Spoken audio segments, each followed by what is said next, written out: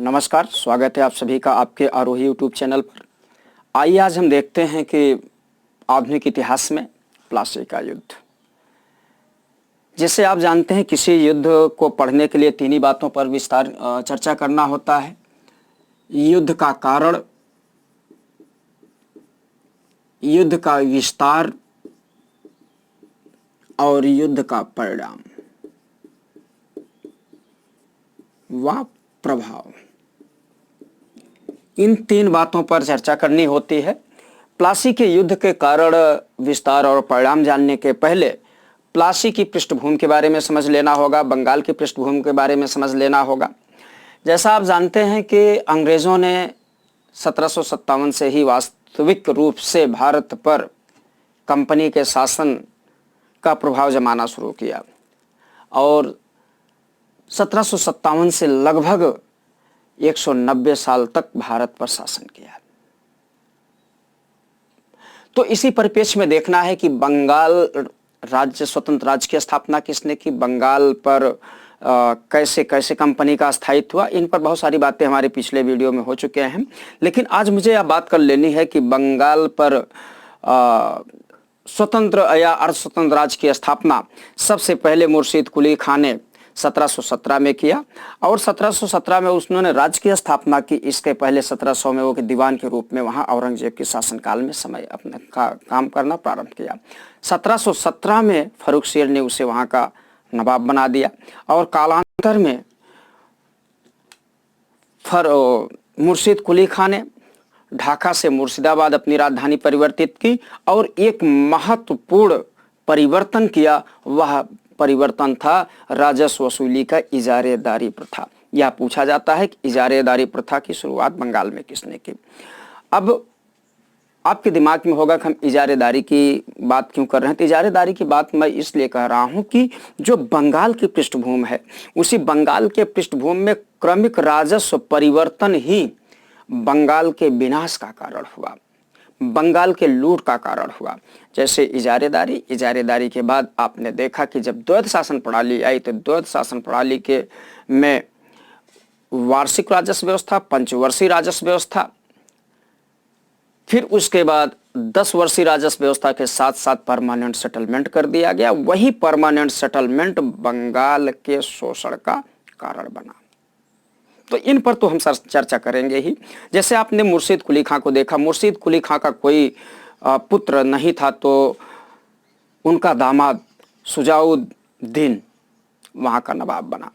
शुजाउद्दीन विशेष कुछ कार्य नहीं किया, किंतु वह अपने पुत्र सरफराज को गद्दी पर बैठाया। सरफराज को उसका एक गवर्नर अलीवर्दी खां ने गिरिया के युद्ध में 1740 में पराजित करके उसकी हत्या कर दी और अलीवर्दी खां बंगाल में एक प्रभुत्व संपन्न, ये शक्तिशाली नवाब के रूप में उभरा। चूंकि यूरोपियों का आगमन तो बहुत पहले ही हो चुका था यूरोप में, बंगाल में।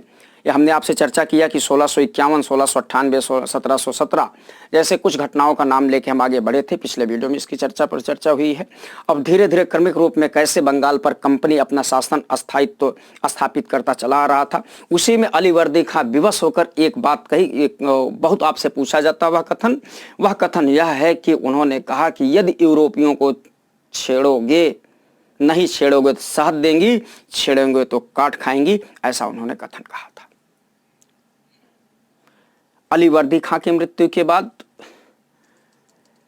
उनका दौहित्र पुत्र का पुत्री का पुत्र सिराज या सिराजुद्दौला वहां का नवाब बना। सिराजुद्दौला के नवाब बनते ही वहां की आंतरिक स्थिति ठीक नहीं थी। अब सिराज के सामने 3 प्रकार के शत्रु थे। एक उनकी मौसी, एक उनके मौसेरे भाई शौकत जंग जो पूर्णिया के नवाब थे, मौसी घसीटी बेगम जो ढाका के नवाब की विधवा थी, राजबल्लभ उनके कार्यों को देखता था, और एक तीसरा शत्रु कंपनी या अंग्रेज भी सिराज के सामने आ चुका था। अब प्रश्न उठता है कि सिराज के सामने जो चुनौतियां थीं, इन चुनौतियों के निपटने के लिए उन्होंने क्या क्या किया, या अब यहीं से हम देखते हैं कि अब प्लासी के युद्ध का कारण कैसे बना कि जो प्लासी या बंगाल अंग्रेजों के लिए कामधेनु के रूप में सामने उभर के आई। मेरे एक एक शब्द आपके प्रारंभिक परीक्षा के दृष्टिकोण से अति महत्वपूर्ण है। पूछा जाता है अंग्रेजों के लिए ईस्ट इंडिया कंपनी के लिए कामधेनु या ईस्ट इंडिया कंपनी के लिए धाय। धाय की बात आती है तो अवध और कामधेनु की बात आती है तो बंगाल। अब इसी में चर्चा कर ली जाए। प्लासी के युद्ध के कारण क्या रहे। प्लासी के युद्ध के 4 कारण महत्वपूर्ण कारण दिखाई पड़ते हैं। पहला कारण आपको दस्तक प्रणाली दिखाई पड़ता है। ये दस्तक प्रणाली, अगर दस्तक प्रणाली की बात कर ली जाए तो 1717 में फर्रुखसिंह ने करमुक्त व्यापार करने की ईस्ट इंडिया कंपनी को छूट दे दी थी बंगाल, बिहार, उड़ीसा में। कर मुक्त व्यापार 3000 रुपए के बदले। किंतु ध्यान देने की बात है, यही जो दस्तक प्रणाली थी मुर्शीद कुली खां से लेकर के अलीवर्दी, सिराज, मिर्जाफर और नजमुद्दौला तक को परेशान करती रही और उसी दस्तक प्रणाली के चलते यहाँ पर आया झड़पें भी होती रही हैं। तो दस्तक प्रणाली काफी दोषपूर्ण थी।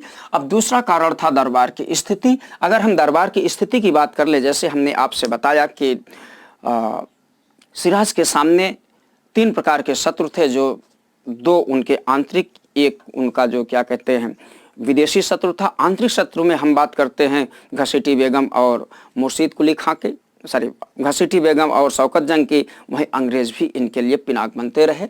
फिर इसके बाद एक महत्वपूर्ण कारण जो सामने आके उभरता है प्लासी के युद्ध का, वो सप्तवर्षीय युद्ध है। यूरोप में एक सप्तवर्षीय 1756 से 1763 के बीच में खूब पूछा जाता है, जो भारत में कई युद्धों का कारण बना। प्लासी के युद्ध का भी कारण बना और दूसरा तृतीय आंग्ल कर्नाटक युद्ध का भी कारण बना। सप्तवर्षीय युद्ध के चलते बंगाल में ईस्ट इंडिया कंपनी और फ्रांसीसी कंपनी अपने अपने किले की घेराबंदी करना शुरू करे, अपने अपने कोठी की किलेबंदी करना शुरू कर दिए। चंद्रनगर फ्रांसीसियों की बस्ती थी। कासिम बाजार और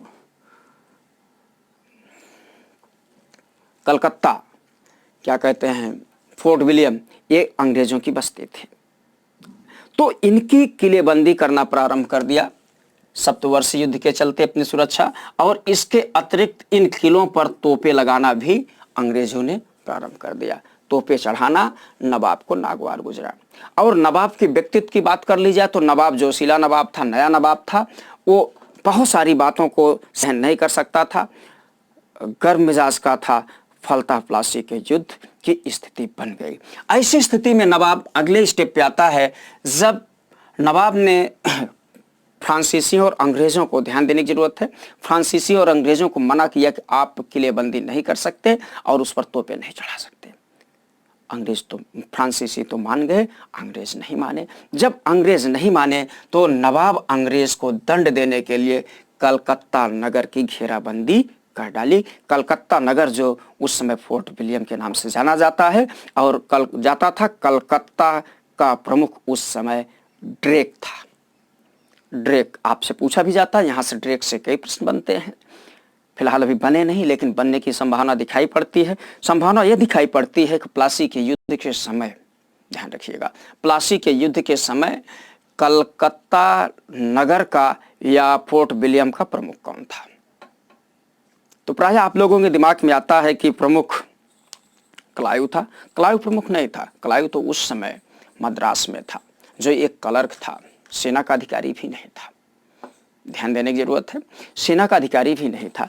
वो तो बंगाल का गवर्नर 1760 जून 1760 में बना, 58 में बना और 58 से 60 तक रहा। 60 से वापस चले गए, फिर आए, फिर यहाँ के गवर्नर बने।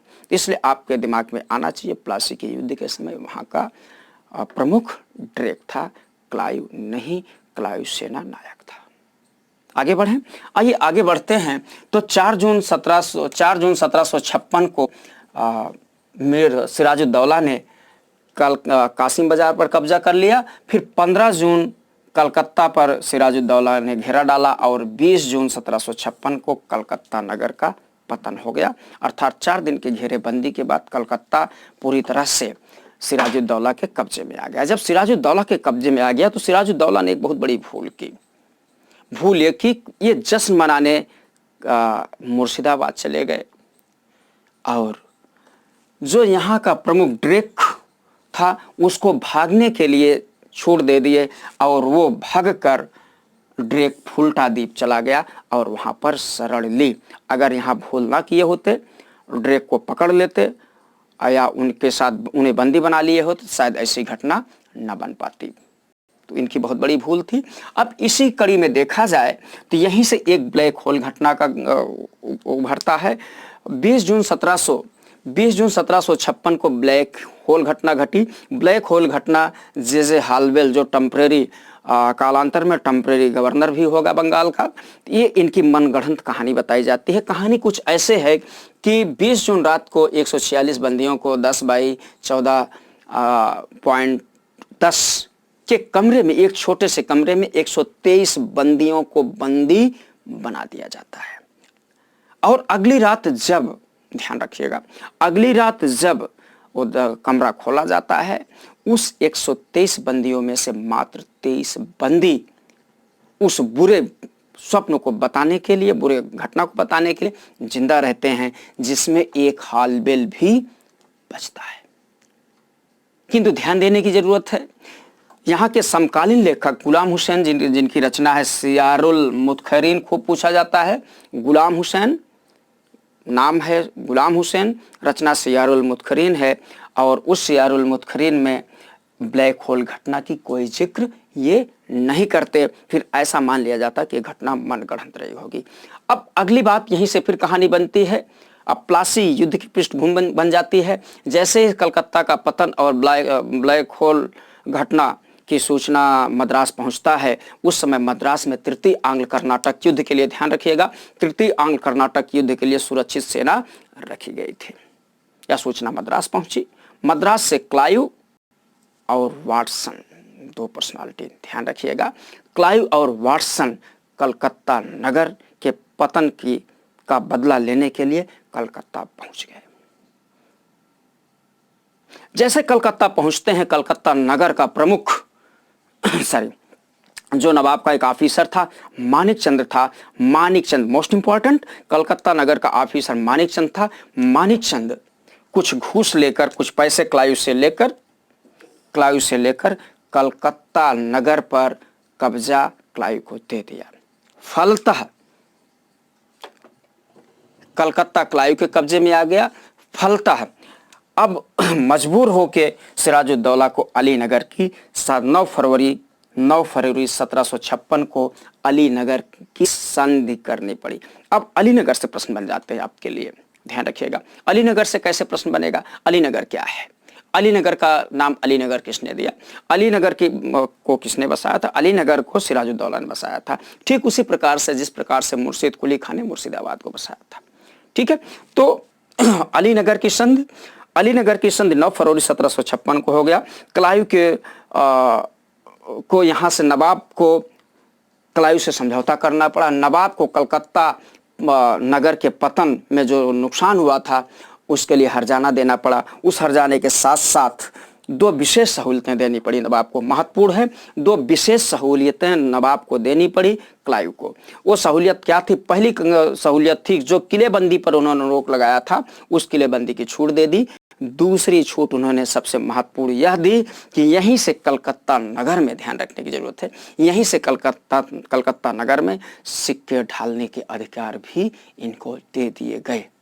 अब धीरे धीरे कंपनी का पैर यहाँ पसरना, मजबूत होना प्रारंभ हो गया बंगाल में। ठीक है, अब आगे देखा जाए तो नवाब के विरुद्ध षड्यंत्र होता। जैसे नवाब से बहुत सारे लोग असंतुष्ट रहते हैं, उनके उग्र विचार या बहुत सारी बातें थी, उनके विरुद्ध दरबार में एक षड्यंत्र चलता है। षड्यंत्र के लिए 3 उनके सिपा सालार और एक व्यापारी। 3 सिपा सालारों में देखें, मीर जाफर, यार लतीफ, राय दुर्लभ और जगत सेठ, इन 4 लोगों ने मिलकर एक षड्यंत्र रचा। वह षड्यंत्र कुछ ऐसा था जिसमें मीर जाफर को नवाबी दी जाएगी, अन्य लोगों को कुछ धन दिया जाएगा। जो अमीचंद, यहाँ देखें, यहाँ आपने देखा था मानिक चंद, ध्यान रखिएगा, और यहाँ आप देख रहे हैं अमीचंद। ये दोनों नाम आपको कंफ्यूज करेंगे।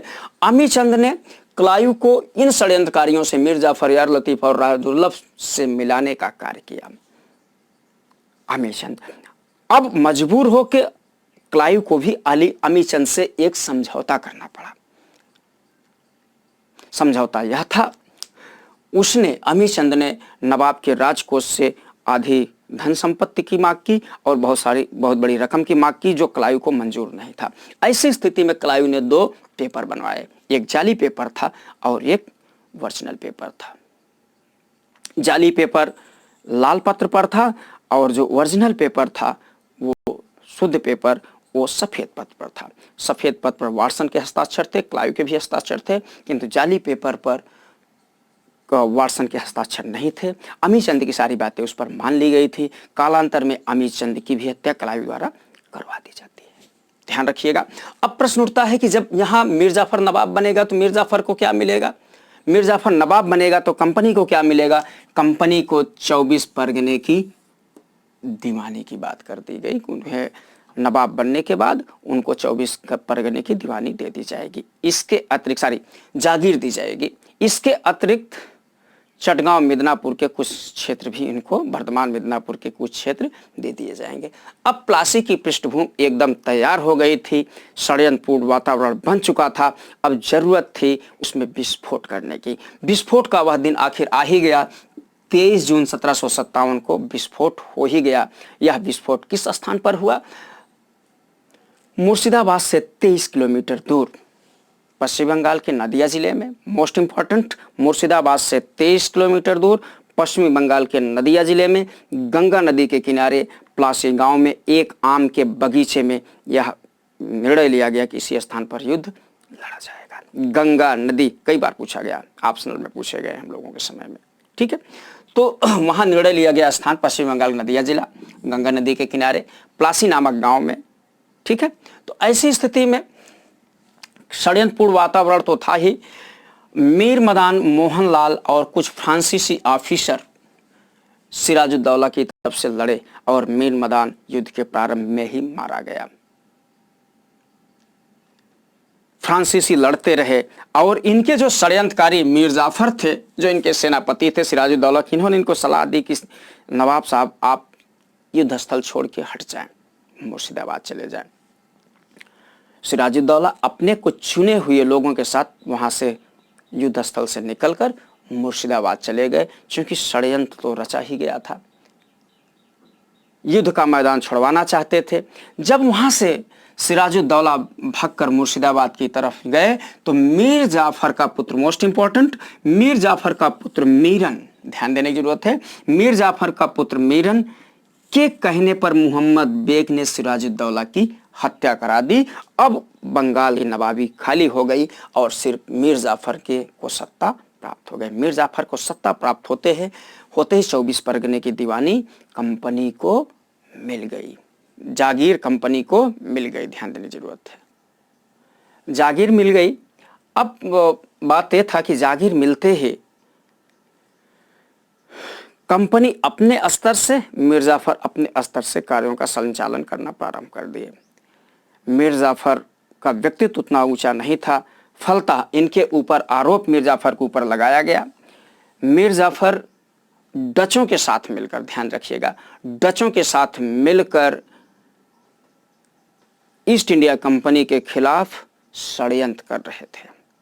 ऐसी स्थिति में, ध्यान दीजिएगा, ऐसी स्थिति में 1759 में क्लाइव ने डचों के विरुद्ध युद्ध किया और डचों को पराजित किया। बेदरा के युद्ध में पूछा जाता, बेदरा के युद्ध 1759 किसने? क्लाइव और डचों के बीच, और डच पराजित हुए और डचों को अंतिम रूप से भारत से जाना पड़ा। अब ध्यान देने की जरूरत है, तो यहाँ कुछ और तथ्यपरक बातें कर लेनी होंगी।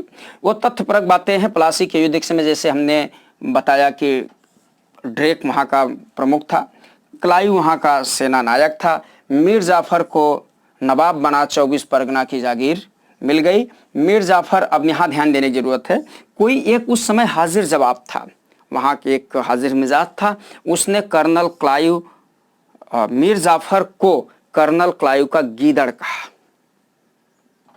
गीदड़ कहा। और एक पीट ब्रिटिश पार्लियामेंट में मेंबर रहे, सांसद रहे, उन्होंने कहा कि क्लाइव को स्वर्ग से उतरा सेना नायक, क्लाइव को स्वर्ग से उतरा सेना नायक कहा। पर्सिवल स्फीयर ने बंगाल को लूटकर को एक खुली लूट की संज्ञा, निर्लज्ज पूर्ण एवं खुली लूट की संज्ञा दी। ये लूट क्या है? जैसे प्रांतों मिले, 24 परगने की जागीर मिल गई, जागीर के साथ साथ व्यक्तिगत धन संपदा मिली, बहुत सारी संपत्ति क्लाइव को दिया गया, वाटसन को दिया गया, अर्थात वहां से एक लूट की सिलसिला जारी हुआ। तो यहाँ पर्सिवल स्पीयर का नाम लिया जा सकता है। बंगाल की लूट को खुली एवं निर्लज्जपूर्ण लूट कहा गया। इस प्रकार की संज्ञाएं दी गई। और सबसे पहली बार इसी जगह पर एक श्वेत विद्रोह हुआ था। फिर इसी जगह पर हिंदू मुसलमान की सबसे पहले फूट डालो और राज करो की नीति चलाई गई, जो ब्रिटिश हुकूमत का एक मूल आधार बना, जो कालांतर में फूट डालो राज करो की नीति पर 190 वर्षों तक ये भारत पर शासन करते रहे। इस प्रकार से यहाँ की महत्वपूर्ण बातें रहीं। अब 1760 में क्लाइव वापस चला गया, कालांतर में फिर आया। मीर जाफर को हटाकर मीर कासिम को गद्दी पर बैठा दिया गया। अब प्लासी का युद्ध इस प्रकार से षड्यंत्रपूर्ण के आधार पर पहले ईंट रखी गई थी, और निर्णायक युद्ध तो बक्सर का युद्ध भी होना बाकी है, जो 22 अक्टूबर 1764 का होगा। अब हमें यहाँ बक्सर के युद्ध की देखना है। नमस्कार, धन्यवाद।